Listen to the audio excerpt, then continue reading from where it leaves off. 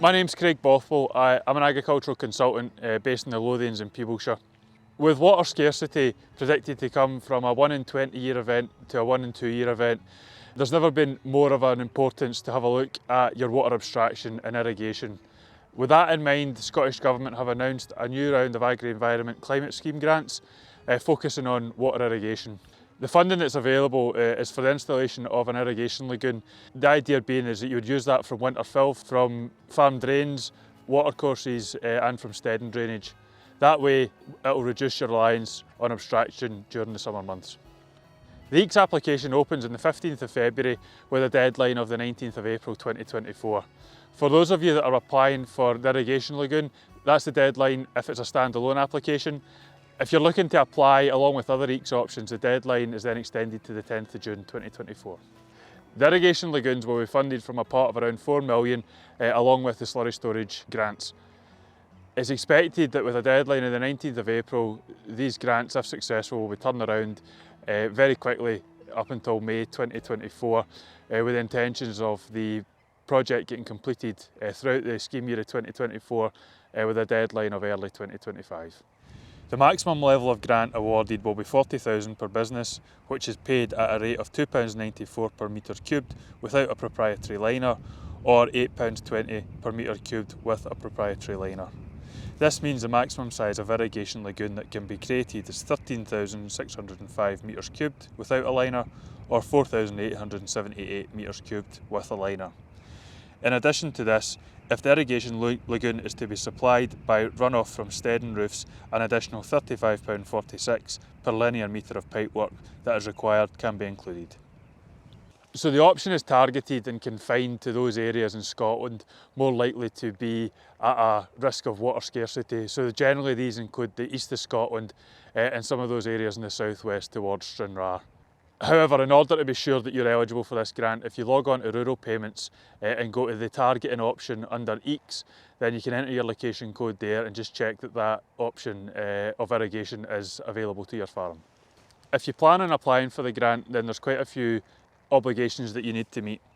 The first thing that you need to do is obtain whether or not planning permission is going to be required for your project.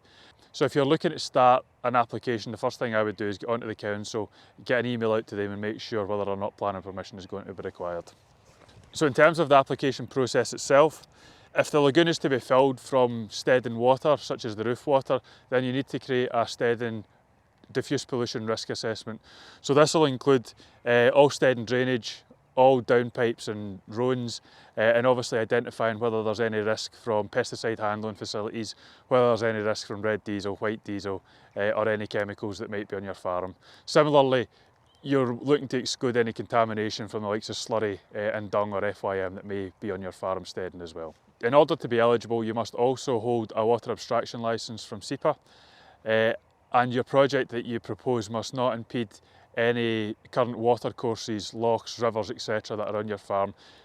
The lagoon itself must be totally offline and only fed from steading drainage, from water courses, but they must not form part of that water course.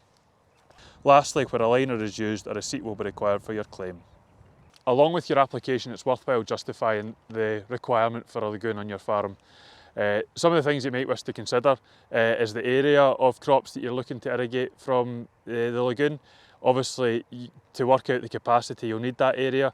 You'll need the water demand from that lagoon. So if you multiply up an inch by the area of crops that you need, then you can soon come to a figure of production of water that you would need. You'll also need to then consider what your current abstraction licences are and how you're going to fill that in order to supply that volume from the winter time to store that for then irrigating onto crops in the summertime. The scoring criteria can also be found online with more points allocated if the lagoon is only to be filled from the steading or field drainage. If the requirement is primarily for the use of soft fruit or vegetables, you'll get more points, and you'll also get more points if the business currently has no water storage.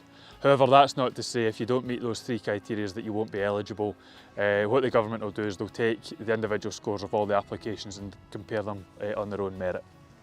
The final point to bear in mind for such a project is that regulations require you to request a screening opinion from your local ARPID office to determine whether or not an environmental impact assessment is required.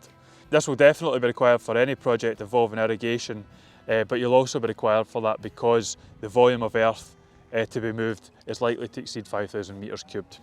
For more information, visit ruralpayments.org or visit your local ARPID office.